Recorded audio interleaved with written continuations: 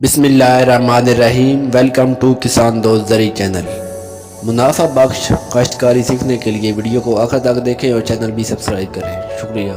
तो अक्सर दोस्त इस बात की शिकायत करते हैं कि डीएपी या कुछ ऐसी खादें हैं जो पानी में हल नहीं होती, जिसकी वजह से उनको फ्लड करने में मसला आता है। तो आज हम आपको ये मशीन दिखाने जा रहे हैं जिसको इस्तेमाल करके आप डीएपी खाद या कोई भी खाद को पानी में अच्छी तरह हल कर सकते हैं। तो कैमरामैन थोड़ा जूम करके दिखाएं। ये देखें, ये हमने मशीन तैयार की है जो कि इस तरह, मतलब कि हम इसको इस तरह चलाएंगे तो ये पानी को इस तरह और जो इसमें खाद होगी उसको मिक्स करेगी।